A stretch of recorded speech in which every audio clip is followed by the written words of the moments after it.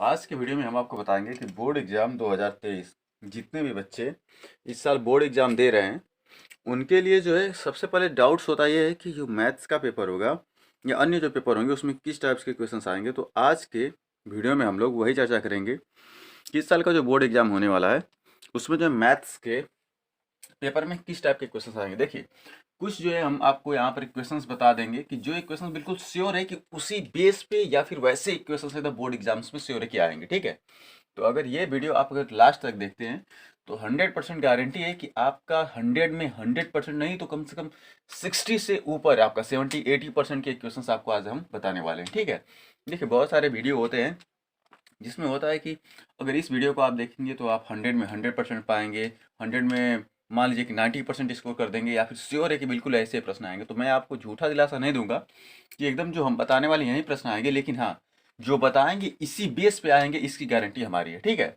तो चलिए हम लोग वीडियो को स्टार्ट करते हैं और इक्वेशन हम फर्स्ट लेसन से बताना स्टार्ट करते हैं आपको। ठीक है, देखिए पहला जो फर्स्ट लेसन है संबंध व फलन, ध्यान देखिएगा। जो संबंध व फलन,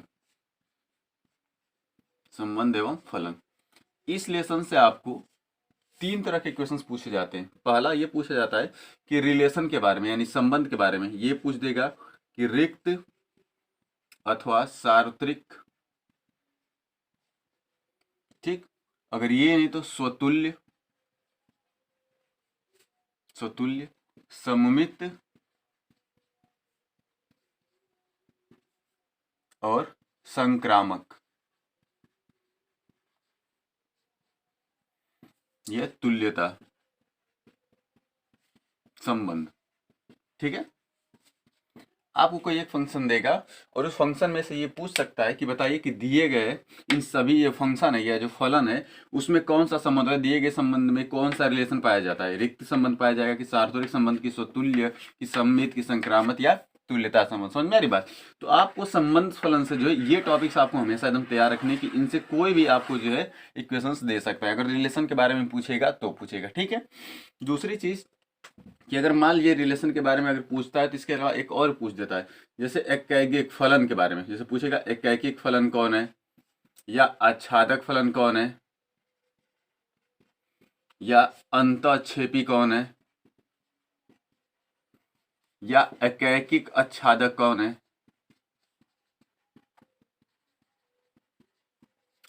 या एकैकिक अंतःक्षेपी फलन। मतलब ये सारे जो फलन आपके हैं इनसे भी आपको प्रश्न एक जो है श्योर है, आपको 2 नंबर में पूछेगा या 1 नंबर में ऑप्शनल आपके इनमें से एक प्रश्न जो बिल्कुल गारंटी है कि आपको पूछेगा कि बताइए कि इनमें से कौन सा तुल्य है, सम्मित है, संक्रामक है, एकैकिक है, आच्छादक है, अंतःक्षेपी है, या फिर कौन सा फलन है। समझ में आ रही बात।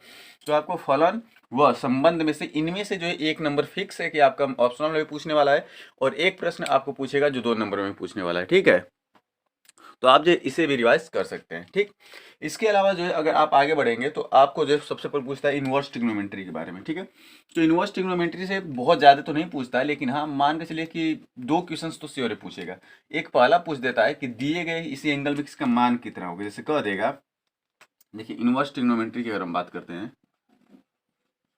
इनवर्स ट्रिग्नोमेट्री की, तो इनवर्स ट्रिग्नोमेट्री में आपको सबसे पहले ये पूछ देता है, कोई एक फलन दे देगा और फलन में पूछेगा कि इसका मान क्या होगा। जैसे फलन इस प्रकार से आपका देगा, जैसे लिख देगा कि साइन इनवर्स जैसे -1/2 plus cos inverse √3/2 plus tan inverse -1, और कहेगा कि बताइए कि ये जो फलन है, ये जो फलन है इनका मान कितना होगा। समझ में आ रही बात।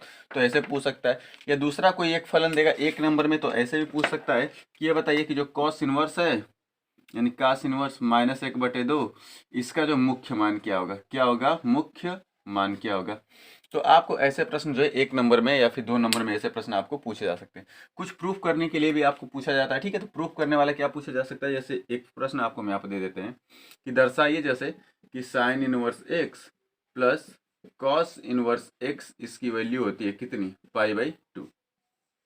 ऐसे फलन आ सकते हैं, या कुछ फलन इस प्रकार से दे सकता है कि यदि sine inverse x plus sine inverse y plus sine inverse z, ये बराबर कह देगा कि अगर मान लीजिए पाई है तो प्रूफ करिए कि x √1 - y² plus y, sorry, plus y under root 1 minus y square plus z under root 1 minus z square, और ये बराबर होता है 2xy जेड के। समझ में आ रही बात? तो कुछ ऐसे भी फलन आपको दिए जा सकते हैं, ठीक, इनवर्स ट्रिग्नोमेट्री की अगर हम बात करें तो।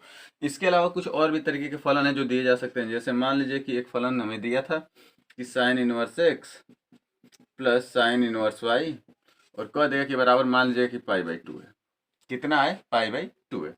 तो आपको कुछ फलन दे देगा कि लिख कर दिखाइए कि बताइए कि एक्स वाई अपन मान लीजिए कि वाई जेड या एक्स वाई अपान ए स्क्वायर बी स्क्वायर, अगर यहाँ पर ए दिया है यहाँ पर अगर बी दिया है तो प्लस ऐसे कर देगा कि 2xy अपान ए बी, और जैसे मान लीजिए कि कास थीटा कुछ भी कर देगा अगर यहाँ पर एंगल आपका थीटा दिया है तो, ठीक है। अब प्लस आपको मान लीजिए कुछ और भी एंगल, जैसे मान साइन स्क्वायर थीटा, ये बराबर कर देगा कि 1। तो ऐसे भी फलन, यानी इस टाइप्स के फलन को भी आपको ध्यान देना है। अगर इतना दिया है तो ये हमें सिद्ध करना होगा। समझ में आ रही बात? तो इनवर्स ट्रिग्नोमेट्री से अगर इतनी तरह के इक्वेशंस अगर आप तैयार कर लेते हैं तो इनवर्स ट्रिग्नोमेट्री से इससे ज़्यादा प्रश्न आपको नहीं पूछा जाएगा। समझ में आ रही बात? बस इतनी चीज़ें आपको तैयार करनी है, ठीक है, इनवर्स ट्रिग्नोमेट्री के बारे में और संबंध और फलन के बारे में, ठीक। अब हम लोग बात करते हैं कि जो मैट्रिक्स है, यानी जो आव्यूह है और जो सारणिक है, उससे किस टाइप के फलन आएंगे। तो आव्यूह और सारणिक से एकदम गारंटी है कि 2 प्रश्न लॉन्ग टाइप्स के आते हैं और उससे आप एकदम बिल्कुल तैयार करके जाएंगे, जो अभी मैं ये बताने वाला हूँ, ठीक है। इसको हम इरेज कर देते हैं। अब देखिए,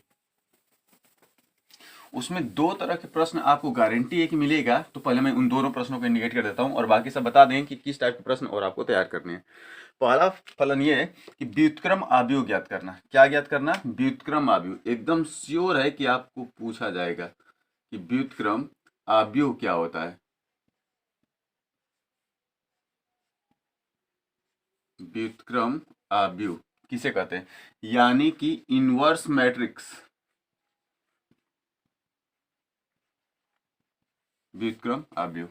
जैसे a बराबर कोई फलन दिया गया है, जैसे मान लीजिए कि 2 3 -1 4 -5 3 -1 -2 और मान लीजिए 1, ये हमें a का मान दिया है। तो कह देगा कि a इनवर्स ज्ञात कीजिए। क्या ज्ञात करिए? a इनवर्स ज्ञात कीजिए। समझ मेरी बात? ये सारे प्रश्न हैं। दूसरा आपको पूछ सकता है कि यदि कोई समीकरण दे देगा कि 2x + 3y + 4z ये बराबर 5, या 9x - 3y = 2 और 5x + 2y = 3, तो xyz के मान बताइए। xyz के मान ज्ञात कीजिए।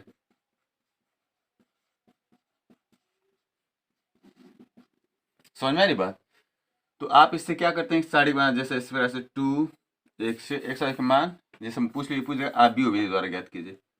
कौन सी विधि बाबू? आव्यूह विधि द्वारा ज्ञात कीजिए। तो सबसे पहले आप इसका क्या एक मैट्रिक्स बनाते थे। किस प्रकार से अगर बनाएंगे तो 2 3 4 हो जाएगा। उसके अलावा इसके एलिमेंट्स क्या हो जाएंगे? 9 -3, और ये हो जाएगा xyz का, सॉरी इसमें z की वैल्यू छूट गई है, दोनों में z की वैल्यू छूट गई, सॉरी, प्लस z है बराबर मान लीजिए कि 4 और प्लस 2z बराबर मान लीजिए 5 है। अब इसमें देखिएगा, ये हो गया 4, ये 9 हो गया, ये -3 और इसका मान हो गया 1, और दूसरा हो गया 5 और इसका मान हो गया 2 और इसका मान हो गया 2। और देखिए इसमें जो रिलेशन हमारे दिए गए हैं, ये क्या दिए गए हैं? ये x है, ये y है, और ये क्या है? z। अब बराबर जो इनकी वैल्यू दी गई है, क्या दी गई है? 5, इसका वैल्यू क्या है? 4, और इसकी वैल्यू भी क्या है? हमारी 5 है। हमें किसका मान ज्ञात करना है? एक्स वाई जेड का। अगर एक्स वाई जेड का मान, अगर मान लीजिए कि ये पूरा मैट्रिक्स जो है ये हमारा ए है और ये हमारा क्या है? कैपिटल एक्स है, और ये बराबर हो गया हम लोगों का, ये हमारा वैल्यू कोई बी है, तो हमें किसका मान ज्ञात करना है? एक्स का। भाई एक्स का रिलेशन इससे है, तो एक्स बराबर ये हो जाएगा बी, इसको डिवाइड करेंगे तो अपान ए, या ए ऊपर अगर चला जाएगा तो इसी को हम लिख सकते हैं ना कि ए इनवर्स इंटू बी। भाई नीचे घात इसकी 1 है, ऊपर जाएगा तो क्या होगा? A inverse. यानी सबसे पहले हमें जो मैट्रिक्स ए होगा इसका क्या ज्ञात करना होगा? A inverse. और ए इनवर्स ज्ञात करने के बाद हम उसमें बी का मल्टीप्लाई कर लेंगे, और उसके बाद जो एक्स की वैल्यू एक्स वाई जेड से अगर तुलना करेंगे तो हमारी एक्स वाई जेड की वैल्यू फाइंड आउट हो जाएगी। समझ में आ रही बात? तो व्युत्क्रम आव्यूह से ये जो दोनों प्रश्न आपको बताए गए हैं, ये दोनों प्रश्न जो मोस्ट इंपॉर्टेंट है, एक ये अगर ए का मान दे देगा और एक ये आपका, समझ में ये बात। तो आव्यूह से दोनों फलन, इसके अलावा जो देखिए शॉर्ट प्रश्न तो पूछना है मतलब अनिवार्य है कि उसमें पूछ देगा कि बताइए कि इसमें से दिया गया फलन है या फिर दिया गया जो आव्यूह है वो कैसा वर्ग आव्यूह है, आयताकार आव्यूह है या फिर अदिश आव्यूह है। समझ में आ रही बात, ये क्या ही तत्समक आव्यूह है। तो आव्यूह के बारे में डिफिनेशन तो ऐसे आपको नॉर्मल याद रखनी है। अब देखिए सारणिक से क्या आपको पूछता है, तो सारणिक से ये पूछ सकता है, पहले तो सारणिक का विस्तार करना पूछ सकता है। पहली चीज देखिए इक्वेशंस क्या पूछेगा, एक ऐसे पूछ देगा कि बताइए कि जो इक्वेशंस दिए गए हैं, जैसे कह देगा कि कोई सारणिक दी गई है, जैसे मान लीजिएगा कि ए बी सी, या मान लीजिएगा बी सी ए, या मान लीजिएगा यहाँ हो गया सी ए बी, और कहेगा कि बताइए इस सारणिक का मान कितना होगा, या क्या पूछेगा सारणिक का मान। ध्यान दीजिएगा, पहले तो एक चीज आपको ध्यान देनी कि सारणिक का विस्तार कैसे करना है, ठीक है। पहली चीज तो सारणिक का मान ज्ञात कीजिए। पहले आपको इक्वेशंस कुछ भी दे सकता है और देकर पूछ सकता है कि सारणिक का मान ज्ञात कीजिए। दूसरा आपको इक्वेशंस किस टाइप के पूछे जाएंगे, तो दूसरे जो इक्वेशंस आपके पूछे जाएंगे वह इक्वेशंस जो होंगे वह खास करके ये पूछे जा सकते हैं कि सारणिक के जो प्रगुण का प्रयोग करके बताइए कि सारणिक का मान कितना होगा। जैसे मान लीजिए कोई एलिमेंट्स हमें दिए गए हैं, जैसे मान लीजिए कि हमारा हो गया ए प्लस बी सी कामा 1, दूसरा हो गया बी प्लस सी कामा ए और ये हो गया 1, या सी प्लस ए कामा हो गया बी 1। अब इसमें कहेगा कि सारणिक के प्रगुण का प्रयोग करके, ठीक है, विस्तार किए बिना, प्रगुण का प्रयोग करके करके बिना विस्तार किए कह देगा कि बताइए इस सारणिक का मान हमारा 0 है। तो सबसे पहले ये प्रगुण जो आपको बताने जा रहे हैं 0 का, ये इंपॉर्टेंट है इस लेसन के लिए, सारणिक के लिए, ठीक है। पहले से ध्यान दीजिएगा। तो पहला हमें क्या पूछ सकता है कि बताइए कि सारणिक का मान क्या है हमारा 0 है। तो प्रगुण क्या होता है कि यदि किसी सारणिक के दो स्तंभ या दो पंक्ति का मान अगर बराबर होता है तो दिए गए उस सारे सारणिक का मान क्या होता है 0। मतलब कोई दो पंक्ति, या फिर देखिए ये पंक्ति बराबर हो जाए, वो नहीं तो मान लीजिए कि ये स्तंभ कोई एक बराबर हो जाए, ठीक है। जब दो स्तंभ और दो पंक्ति आपस में बराबर हो जाती हैं तो सारणिक का मान डायरेक्ट क्या लिख सकते हैं हम लोग 0। जैसे मान लीजिए ये हमारा C1 कॉलम ए C2, अगर इन दोनों को जोड़ेंगे तो ए प्लस बी प्लस सी, ए प्लस बी प्लस सी, ए प्लस बी प्लस सी। अगर ए प्लस बी प्लस सी कॉमन कर देंगे तो यहाँ भी हो जाएगा 1 1 1, यहाँ हो जाएगा सी ए बी और 1 1 1। देखिए ये भी 1 1 1 हो गया, ये भी 1 1 हो गया, और दो अगर हमारे स्तंभ बराबर हो गए तो इस पूरे साड़ी का मान क्या हो जाएगा 0 हो जाएगा, जाहिर सी बात है, ठीक है। तो आपको साड़ी से ये पूछेगा। दो चीजें और भी पूछी जाती हैं, कौन कौन सी हैं वो हम आपको बता देते हैं कि सबसे पहले उपसारणिक व सखंडज का मान। देखिए हम इंडिकेट कर देते हैं, कोई एक अवयव दे देगा आपको, ये कोई एक सारणिक दे देगा अवयव और उसको पूछेगा उपसारणिक। ये जो मैं टॉपिक्स लिख रहा हूँ ये मोस्ट इंपॉर्टेंट होने वाले हैं आपके लिए, उपसारणिक और सखंडज के मान ज्ञात कीजिए।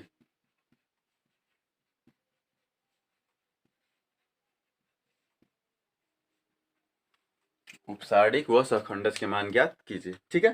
तो ये भी टॉपिक्स आपके लिए इंपॉर्टेंट है, इसलिए इस टॉपिक्स को भी आप अच्छे से रिवाइज करके जाएंगे, ठीक। उपसारणिक व सखंडज के मान ज्ञात कीजिए, व्युत्क्रम आव्यूह ज्ञात करना, और सारणिक आव्यूह की विधि का प्रयोग करके एक्स वाई जेड के मान ज्ञात करना, ठीक है। तो आव्यूह और सारणिक से इतने तरह के क्वेश्चंस आपको बिल्कुल फिक्स हैं कि पूछेगा। आव्यूह का क्रम व कोटि आप जानते हैं कि जितनी पंक्ति होती हैं, यानी अगर मान लीजिए कि आव्यूह का जो क्रम व कोटि होता है, ध्यान दीजिए क्रम एवं कोटि, अगर क्रम एवं कोटि की बात करें तो क्रम व कोटि होता है m इंटू एन। यम क्या होती है पंक्ति होती है, यम को क्या बोलते हैं मुन्ना पंक्ति, और यन क्या होता है स्तंभ होता है। यानी पंक्ति गुणे स्तंभों के गुणनफल को ही आव्यूह का क्रम वो क्या बोला जाता है कोटि। देखिए जो क्षैतिज रेखाएं होती हैं ये पंक्ति को एलिमेंट्स को इंडिकेट करते हैं, किसको इंडिकेट करते हैं पंक्ति को। जो ऊर्ध्वाधर होती हैं वह स्तंभ को। इसमें पंक्ति कितनी है 1 2 3, तो पंक्ति कितनी हो गई 3। और हम पूछेंगे कि स्तंभ कितने हैं तो 1 2 3, यानी इनका क्रम व कोटि क्या निकल जाएगा 3 क्रॉस 3 का निकल जाएगा कि नहीं मुन्ना। तो क्रम व कोटि में याद रखिएगा, एक नंबर में ऑप्शनल में ये पूछा जाता है कि आव्यूह के क्रम क्या है व कोटि क्या है, ठीक है। तो ये चीजें आपको रिवाइज कर लेनी है। अब आगे देख लीजिएगा, कुछ और भी हम आपको बता देते हैं, इसको मिरेज कर देते हैं कि और किस तरह के प्रश्न आपके आने वाले हैं। अब देखिए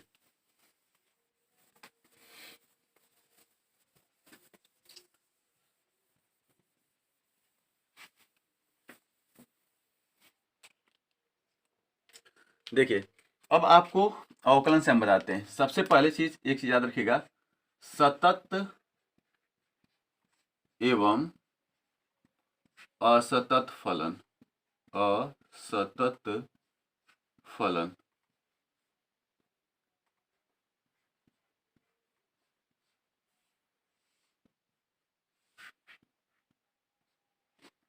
सतत एवं असतत फलन, ठीक है। ये आपको मोस्ट इंपॉर्टेंट होने वाला है अगर फलन के बारे में अगर हम बात कर रहे हैं तो, ठीक है। सतत व असतत की जानते हैं कि तीन कंडीशन होती है। पहला क्या होता है कि अगर एफ एक्स कोई फलन दिया गया है, जैसे मान लीजिए कि एक्स स्क्वायर कोई फलन दिया गया है, हमें एक्स बराबर 2 पर फलन के सतत अथवा असतत होने की गणना करनी है। होने की गणना करनी है।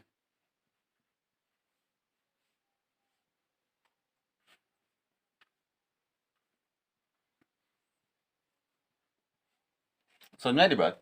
तो सबसे पहले चीज कि फलन के सतत अथवा असतत होने की गणना करनी है। तो आपको फलन से भी एक चीज आपको हमेशा याद रखना है कि ऐसे प्रश्न आपको दिए जाएंगे, ठीक है। फलन की सततता के लिए होता क्या है, कंडीशन में एक बार लिख दे रहा हूँ। पहली चीज कि R H L limit. Are H L limit, are H L मतलब कि कोई फलन दिया गया है, जैसे लिमिट हमारी हो जाएगी फंक्शन, जैसे मान लीजिए कि हो गया लिमिट, किस पे जांच करनी है, 2 पे, तो limit 2 plus are H L की लिमिट कैसी होती है, प्लस। ये बराबर हो जानी चाहिए किसके, एल एच एल की लिमिट की। एल एच एल की लिमिट क्या होती है कि लिमिट जो होती है फलन का मान, वो किस में होता है, माइनस में होता है। समझ में आ रही बात? तो आपको ये चीज़ ध्यान देनी है कि लिमिट जो आर एच एल की लिमिट होगी या एल एच एल के क्या होनी चाहिए, बराबर होनी चाहिए। अगर are H L L H L के बराबर है तो फलन कैसा होगा, सतत होगा। कैसा होगा, सतत होगा। कुछ एक और इसमें सतत वाले में मैं फिगर आपको बता करता थी कैसे आ जाएगा। अगर कोई फलन इस प्रकार का दिया गया है, देखिए ध्यान दीजिएगा, कोई फलन 3 दे दिया है, जैसे मान लीजिएगा लिख देगा कि 2x-1, कह देगा कि x जो है यह जो है is less than is equal to, जैसे मान लीजिए कि 2। यहाँ पर लिख दिया कि फलन का मान मान लीजिए कि 2 है, और कह देगा कि x बराबर मान लीजिए कि 2 है, 3 पर सॉरी। और दूसरा कह देगा कि एक्स स्क्वायर, इसमें फलन कह देगा कि x जो है यह इज ग्रेटर देन किससे हो गया, 2 से हो गया। समझ में आ रही बात? ये लेस देन है और ये क्या है, ग्रेटर देन। अगर फलन ऐसे दिया गया, ये एफ एक्स की वैल्यू आपकी दी गई फलन का मान, और पूछेगा कि x बराबर 2 पर, देखिए जो भी फलन आपको देगा ना, और जो बराबर वैल्यू होती है इसी पे जांच करना होता है। तो x बराबर 2 पर सतत अथवा असतत होने की गणना करना है, ठीक है। हमें बताना है कि फलन x बराबर 2 पर सतत होगा कि असतत होगा। तो सबसे पहले ध्यान दीजिए, इसमें अब दो चीजें हैं। जो लिमिट छोटी होती है, देखिए यहाँ पर जो x का मान है वो 2 से क्या होगा, छोटा। तो जो छोटी लिमिट होती है वो एल एच एल की होती है। कौन सी लिमिट होती है, एल एच एल लिमिट। और जो बड़ी लिमिट होती है किसकी होती है, आर एच एल की। तो कौन सी लिमिट ली जाएगी, आर एच एल लिमिट ली जाएगी। अब ये जो फलन 3 है ये किसका है, एफ टू की वैल्यू है। तो इसमें होता क्या है कि जो एल एच एल लिमिट है ये बराबर हो जाए किसके, आर एच एल लिमिट के, और ये बराबर हो जाए फलन के मान यानी f2 के। f2 की वैल्यू कितनी है आपकी, 3। फलन 2 बराबर कितना है, 3 आपका। अगर एल आर एच एल और फलन के मान अगर ये तीनों बराबर हो जाएंगे तो जो फलन होगा वह क्या होगा, सतत होगा। कैसा होगा, सतत होगा। अगर मान लीजिए इन तीनों में से कोई भी अगर एक वैल्यू बराबर नहीं, जैसे मान लीजिए कि R H L is not equal to L H L, या फिर यहाँ पर बराबर है और ये दोनों की लिमिट बराबर है लेकिन ये फलन के मान के बराबर नहीं, तो जो फलन होगा वो कैसा होगा, असतत होगा। कैसा होगा, असतत। यानी तीनों जब इक्वल होंगे तभी फलन कैसा होगा, हमारा सतत होगा। तो सतत एवं असतत से जो ऐसे दो टाइप्स के प्रश्न आपके पूछे जाएंगे जो बोर्ड एग्जाम्स में आने वाले बहुत ही इंपॉर्टेंट होने वाले हैं, ठीक है। तो ये हो गया सतत एवं असतत के बारे में। अब हम लोग अवकलन देख लेते हैं, अवकलन के अनुप्रयोग और समाकलन के बारे में हम लोग देख लेते हैं। उसके बाद हम लोग लास्ट में देख लेते हैं समाकलन का अनुप्रयोग, और आगे चल के रैखिक समीकरणों के बारे में भी कुछ चीज़ें कैसे आएंगी, ठीक है। चलिए इसको हम इरेज कर देते हैं। चलिए देखिए, देखिए अवकलन एवं अवकलन के अनुप्रयोग से किस टाइप के प्रश्न आपके आने वाले हैं, ठीक है। अवकलन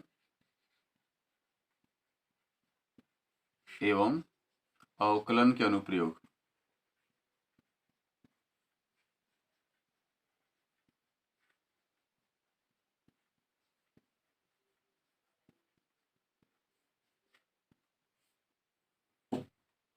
देखिए सबसे पहले अवकलन के बारे में अगर आप बात कर रहे हैं तो अवकलन के बारे में तो कुछ चीज़ें आपको इंडिकेट कर देते हैं कि जो आने वाली हैं एकदम इंपॉर्टेंट है। पहली चीज़ ये कि जो बेसिकली आपके फलन दिए गए हैं, ठीक है, जैसे मान लीजिए कि कोई फलन आपको दिया गया है एफ एक्स बराबर, जैसे फलन हमारा दिया गया है एफ एक्स बराबर कोई फलन दे देगा, जैसे मान लीजिए लिख दिया कि under root x 1 - y² plus y under root 1 - x², ये एफ एक्स बराबर होगा या फिर वाई बराबर कोई फलन का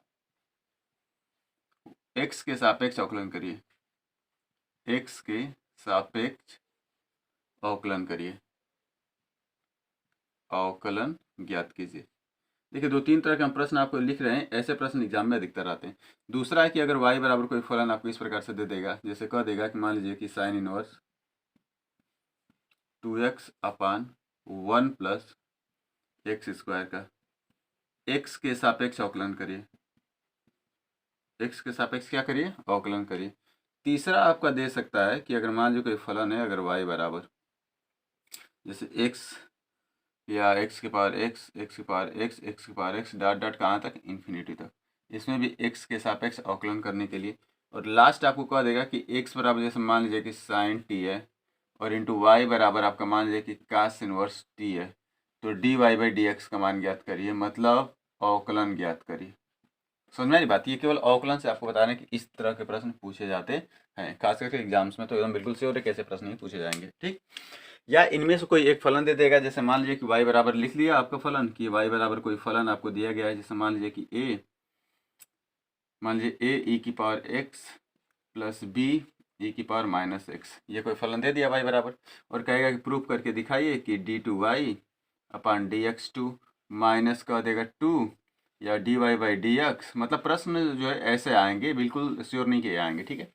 इसमें कह देगा प्रूफ करके दिखाइए कि इतना मान बराबर जो होता है वो किसके होता है, 0 के होता है। समझ में आ रही बात? तो अवकलन से रिलेटेड जो इतने तरह के प्रश्न आपको जो बोर्ड एग्जाम्स में पूछे जा सकते हैं, और ये सारे प्रश्न जो है इंपॉर्टेंट होने वाले हैं आपके लिए, ठीक है। इसलिए बोर्ड एग्जाम से जाने से पहले ये सारे प्रश्न जो भी इस वीडियो में आपको हम बता रहे हैं, ये सारे प्रश्न आप जो घर से पढ़ करके अच्छे से रिवाइज करके जाएंगे। समझ में आ रही बात? देखिए सारे प्रश्न एकदम इंडिकेट नहीं हम कर पाएंगे ना, क्योंकि जो इंपॉर्टेंट है वो इंडिकेट कर पाएंगे, एक एक नंबर का प्रश्न तो बता नहीं पाएंगे, लेकिन अगर आप ये सारी चीज़ें तैयार करते हैं तो एक एक नंबर के प्रश्न भी आप आसानी से सॉल्व कर सकते हैं, ठीक है। तो ये अवकलन हो गया। अब अवकलन के अनुप्रयोग से जो किस तरह के सवाल आएंगे, तो अवकलन के अनुप्रयोग से जो सवाल होंगे वो देखिए हम कहाँ बताते हैं आपको। यहाँ पर देखिए सबसे पहले अवकलन के अनुप्रयोग वाले क्वेश्चन यहाँ पर देख लीजिएगा। अवकलन के अनुप्रयोग से सबसे पहले जो है 3-4 तरह की, सबसे पहले स्पर्श रेखा, कौन सी रेखा, स्पर्श रेखा, और स्पर्श रेखा, और दूसरा हो जाएगा अभिलंब रेखा, कौन सी रेखा, अभिलंब रेखा, ठीक। तो स्पर्श रेखा व अभिलंब रेखा से भी सवाल आपको दिए जाएंगे। इसके अलावा सबसे ज्यादा इंपॉर्टेंट आपको जो होने वाला है इसमें से वो ये होने वाला है, अगर अवकलन के अनुप्रयोग से बात करेंगे तो ये जो रेड से आपको स्टार बनाया गया है, इसमें आपको सबसे पहले ये पूछ देगा कि उच्चिष्ट व निम्निष्ट की बात, कौन से फलन उच्चिष्ट यानी मैक्सिमा एवं निम्निष्ट मतलब मिनिमा, मैक्सिमा और मिनिमा, ठीक है, ठीक, की जांच करिए, मतलब निम्निष्ट जिसे आप बोलते हैं कि जांच कीजिए। जैसे कोई फलन हम दे देगा, जैसे मान लीजिए दे दिया कि y बराबर कोई फलन है साइन इनवर्स, जैसे मान लीजिए कि 1/x plus cos inverse x में बताइए, जैसे x बराबर 2 या x बराबर कोई फलन देते हैं 2 पर फलन उच्चिष्ट है, उच्चिष्ट एवं निम्निष्ट। समझ में आ रही बात? तो आपको उच्चिष्ट एवं निम्निष्ट जो है खास करके पढ़ना है, इससे सवाल आपको कंपलसरी है कि पूछेगा लिखित सवाल कि कोई फलन दे देगा, उसमें पूछेगा बताइए कि फलन उच्चिष्ट है कि निम्निष्ट है, या कह देगा कि एक शंकु है जिसका अर्धशीर्ष कोण थीटा है, यदि उसकी तिर्यक लंबाई h है, या फिर कह देगा कि यदि उसका आयतन जो है, अगर मान लीजिए कि संपूर्ण पृष्ठ दिया गया है और उसका आयतन अगर उच्चिष्ट है या आयतन निम्निष्ठ है, तो दिखाइए कि जो शंकु का अर्धशीर्ष कोण है वो मान लीजिए कि साइन इनवर्स √1/3 होगा, या टेन इनवर्स कह देगा कि √2 होगा। समझ में आ रही बात? तो ऐसा, या फिर कह देगा कि कोई वृत्त है, या फिर मान लीजिएगा कि किसी वृत्त के अंदर या किसी त्रिभुज के अंदर एक वृत्त बना हुआ है, अगर इसकी त्रिज्या जो स्मॉल आर है, इसकी त्रिज्या क्या है, स्मॉल आर है, ठीक है, तो आपको दिखाना होगा कि पूछेगा कि बताइए कि जो त्रिभुज है उसका जो परिमाप है वह कितना है, 6r√3 है, ठीक है, कितना है परिमाप, 6r√3 है। या कोई फलन आपको कहेगा कि कोई बेलन है, इस प्रकार से ध्यान दीजिएगा, कोई बेलन आपको दिया गया है, अब बेलन के अंदर जो मान लीजिए कोई शंकु बना दिया जाता है, क्या बना दिया जाता है, शंकु बना दिया जाएगा, तो कहेगा कि दिखाइए कि ये जो शंकु है इसका जो आयतन होगा वह आपका उच्चिष्ट होगा, आयतन क्या होगा, उच्चिष्ट होगा, या आयतन क्या होगा, निम्निष्ठ होगा। समझ में आ रही बात? तो फलन से ये सारी चीजें आपको याद रखनी, खास करके 2-3 यहाँ पर लिख देते हैं। जैसे एक फलन में आपको पूछा गया है टेन इनवर्स √2 का मान, एक फलन में आपको पूछा गया है कि साइन इनवर्स 1/3 का मान, ठीक है। इसके अलावा कुछ आयतन से संबंधित गोले एवं आयतन में रिलेशन पूछा गया है। एक जो पूछा गया कि परिमाप 6r√3 है। समझ में आ रही बात? तो ये सारी चीजें, या फिर पूछ देगा कि किसी की त्रिज्या उच्चिष्ट है, बताइए त्रिज्या इतनी है, निम्निष्ठ इतनी है, ठीक है। तो ये आपको अवकलन और अवकलन के अनुप्रयोग से जो इंपॉर्टेंट होने वाले क्वेश्चन आपको याद रखने होंगे, ठीक है। इसके अलावा प्रवणता ढाल, आप जानते हैं कि कोई फलन y होता है, अगर y कोई फलन है, देख लीजिए यहाँ पर, अगर y कोई फलन हमारा दिया गया, जैसे y बराबर दे देगा कि मान लीजिए कि x² + 2x + 1 कोई फलन है, तो लिख देगा कि x = 2 पर इसकी ढाल, ये 1 नंबर का प्रश्न है, या प्रवणता बताइए, ढाल या प्रवणता। तो ढाल या प्रवणता की बात करेगा तो ढाल या प्रवणता क्या होता है, dy/dx, यानी उस फलन का अवकलन कर लेंगे और अवकलन करके जो x होगा वहां पर x बराबर कितना रख लेंगे, 2। अगर हम उस फलन का अवकलन करके x बराबर 2 रख लेते हैं तो उस फलन में हमें ढाल या प्रवणता ज्ञात हो जाएगी। समझ में आ रही बात? तो ये ढाल और प्रवणता से समझ ला के हो गए। अब इसको हम इंडिकेट कर देते हैं और कुछ आगे भी और बता देते हैं, ठीक। चलिए देखिए समाकलन एवं समाकलन के अनुप्रयोग से सवाल आपको ज्यादा पूछे जाएंगे, ठीक है। समाकलन से एक आपको डेफिनेट लिमिट का पूछा जाएगा, एक इंडेफिनिट लिमिट का पूछा जाएगा, ठीक है। तो डेफिनेट लिमिट्स में आपके सवाल कैसे आएंगे, और इसमें देखिए सबसे पहले समाकलन में 3-4 तरह के सवाल मैं इंडिकेट कर देता हूँ। सबसे पहले इसमें ध्यान दीजिएगा, खंडस समाकलन एकदम इंपॉर्टेंट है आपका, खंडस समाकलन। खंडसा समाकलन जो होगा ये आपके लिए काफी इंपॉर्टेंट होने वाला है। खंडस समाकलन समझते हैं, जैसे कोई फलन दे दिया कि e⁻x और ब्रैकेट में लिख लिया, जैसे मान लीजिएगा कोई फलन की 1/x + 1/x² इंटू dx का समाकलन, पहला ऐसा खंड समाकलन हो सकता है। खंड समाकलन दूसरा आपका हो गया आंशिक भिन्न, जो हम लिख रहे हैं ये इंपॉर्टेंट है आपके लिए, आंशिक भिन्न आपका हो गया। तो आंशिक भिन्न से कोई सवाल दे देगा कि जैसे dx अपन कह देगा कि x + 2, एक ब्रैकेट में कह देगा x² - 1, ठीक है। तो आंशिक भिन्न से जो है भी आपको सवाल ऐसे पूछे जाएंगे। दूसरा, अगर आंशिक भिन्न आपको नहीं पूछता है तो आपको जो क्षेत्रफल से यानी px + q के रूप में सवाल दे देगा, जैसे 2x + 2 अपन कह देगा कि 4x² + 8x + 1 इंटू dx कह देगा, इसका मान ज्ञात करिए। तो ये पूर्ण वर्ग बनाकर हल करने के लिए चीजें, क्या बना करके के पूर्ण वर्ग बनाकर हल करना है ऐसे सवालों को, ठीक है। तो पूर्ण वर्ग बनाकर हल करने के लिए आंशिक भिन्न से या खंडस समाकलन से ये आपको सवाल ज्यादातर पूछे जाते हैं, ठीक है। इसके अलावा छोटे इक्वेशंस भी पूछे जाते हैं, जैसे कोई इक्वेशंस कह देगा ऐसे लिख दिया और कह देगा बताइए इसका मान क्या, जैसे मान लीजिए कोई समाकलन ऐसे कर देगा कि dx, अब बटे में जैसे मान लीजिए कह दिया कि x और ये हो गया x² - 1, ये अंडर में पूछेगा इसका मान कितना होगा 1 नंबर में। समझ में आ रही बात? या कह देगा कि dx अपन √1 - x² का मान होगा, एक एक नंबर में सवाल ऐसे पूछे जा सकते हैं, ठीक है। तो ये आपको हो गया कि अगर समाकलन है तो उससे आपको किस तरह के सवाल आंशिक रूप से या फिर पूछे जा सकते हैं, ठीक है। ये से सवाल क्वेश्चन से आपको हमेशा याद रखने होंगे कि ये सवाल जो होता है वो किस प्रकार से लगेगा, ठीक।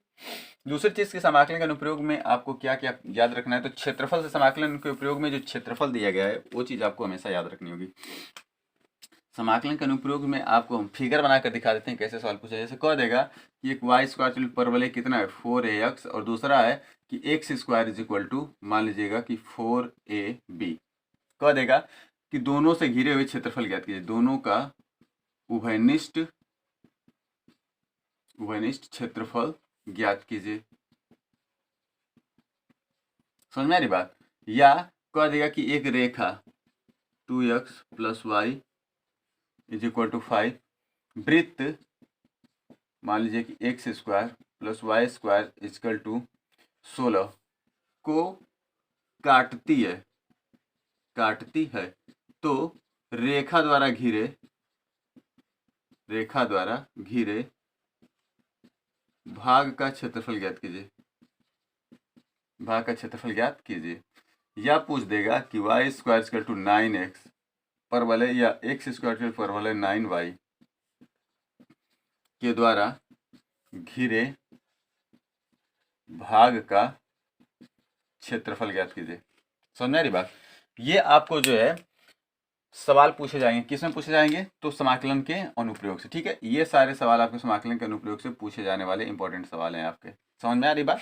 इसके अलावा कुछ और भी, जैसे कह देता है कि वृत्त से रिलेटेड कह देगा कि बिंदु, देखिए इंडिकेट हम कर देते हैं, बिंदु, देखिए बिंदु 2, 3, 4, 5 तथा -9, -3 से बनने वाले त्रिभुज के क्षेत्रफल की गणना कीजिए। क्या करिए? गणना कीजिए। समझ में आ रही बात? तो ऐसे भी सवाल आपको पूछे जाएंगे, या रेखा का समीकरण दे देगा, और रेखा का समीकरण दे करके भी आपको सवाल पूछा जा सकता है। ठीक है, तो इतने तरह के सवाल अगर आप अच्छे से तैयार कर लेते हैं तो बोर्ड एग्जाम्स में गारंटी है कि किसी भी प्रकार के कोई भी डाउट्स आपको होने वाले नहीं है इस बार। ठीक है, ये समाकलन के अनुप्रयोग हो गए। अब कुछ और भी लेसन्स के बारे में हम आपको बताते हैं जिससे सवाल आपको पूछे जाते हैं। जैसे अवकल समीकरण है, तो अवकल समीकरण इसको हम इरेज कर देते हैं। आप अगर इसे क्वेश्चंस को अगर ध्यान से देख रहे हैं तो आप अच्छे से तैयारी कर लेंगे। ठीक है, देखिए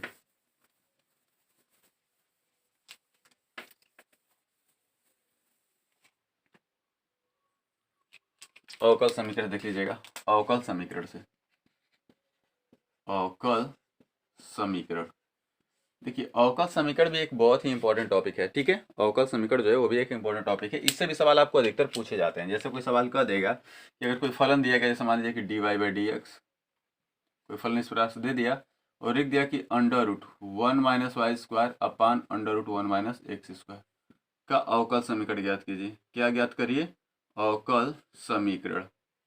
ठीक है, या कह देगा कि एक फलन है dy और इंटू ब्रैकेट में जैसे मान लीजिए कि 2x + 1 इज इक्वल टू, इधर मान लीजिए कि कोई फलन है dx, कह दिया कि √1 + y² का अवकल समीकरण ज्ञात करिए।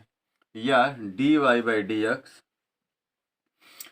इज इक्वल टू, मान लीजिएगा कोई फलन है हमारा जैसे 2xy, कोई फलन हमारा 2xy प्लस मान लीजिएगा कि 2/4 + x² का अवकल समीकरण ज्ञात करिए, का अवकल समीकरण ज्ञात कीजिए।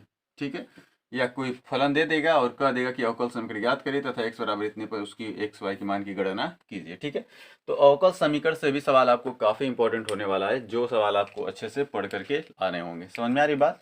तो अगर आप जितने लेसन हम आपको इंडिकेट किए, अगर इतने लेसन अगर आप अच्छे से रिवाइज कर लेते हैं और इस टाइप की अगर आप इक्वेशंस रिवाइज कर लेते हैं तो गारंटी है कि बोर्ड एग्जाम्स में आपको ज़्यादा दिक्कत होने वाली नहीं है। समझ में आ रही बात? देखिए अवकल के अनुप्रयोग है अवकलन के, उसमें 2-3 तरह के टॉपिक्स हम आपको अभी इंडिकेट नहीं किए, उसको भी आप इंडिकेट कर लीजिएगा। जैसे मान लीजिए कि क्षेत्रफल से रिलेटेड जैसे कह देता है कि उस वृत्त का क्षेत्रफल के परिवर्तन की गणना कीजिए जिसकी त्रिज्या r है।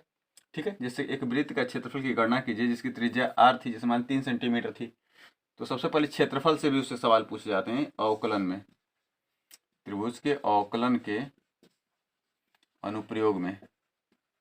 ठीक है, क्षेत्रफल से भी अगर सवाल पूछे जाएंगे तो आप उसे इंडिकेट कर सकते हैं। और कुछ देखिए रैखिक असमीका के बारे में भी हम कुछ आपको इंडिकेट करते हैं कि जो रैखिक असमीका है, ठीक है, रैखिक असमीकाएं जो सवाल होते हैं उससे क्या सवाल आते हैं। तो रैखिक असमीकाओं से जैसे समीकरण दे देगा, ऐसे कह देगा कि जहाँ पर x जो है ये मान लीजिएगा x + 2y, ये कह देगा कि is greater than is equal to 3, जबकि 2x - y, देखिए दूसरा समीकरण कि 2x - y is less than is equal to मान लीजिए कि 4, जहाँ पर x इज इक्वल टू 0 और y इज इक्वल टू 0 को हल कीजिए। रैखिक समीकरणों में ऐसे सवाल आपको पूछे जाएंगे। ठीक है, तो आप जो है अगर इतने तरह के इक्वेशंस अगर अच्छे से तैयार करके अगर बोर्ड एग्जाम्स में अगर आप जाते हैं तो आपको बोर्ड एग्जाम्स में किसी भी प्रकार के डाउट्स होने वाले नहीं है। समझ में आ रही बात? तो आज की वीडियो में इतना ही। अगले वीडियो में एक और वीडियो बोर्ड एग्जाम से जाने से पहले मैं आपको कोशिश करूंगा कि अगर हो सके तो मैं डाल दूंगा, जिसमें आपको कुछ इक्वेशन सॉल्व करके भी बताए जाएंगे कि ये प्रश्न इतने इंपॉर्टेंट है और इस तरह के आएंगे। ठीक है, तो आप इतनी तरह की तैयारी करके जाएं और बोर्ड एग्जाम्स में आपके अच्छे से अच्छे मार्क्स आएंगे। ठीक है, तो चलिए आप लोगों के लिए बोर्ड एग्जाम्स के लिए ऑल द बेस्ट और तैयारी करते रहिए। ठीक है, चलिए।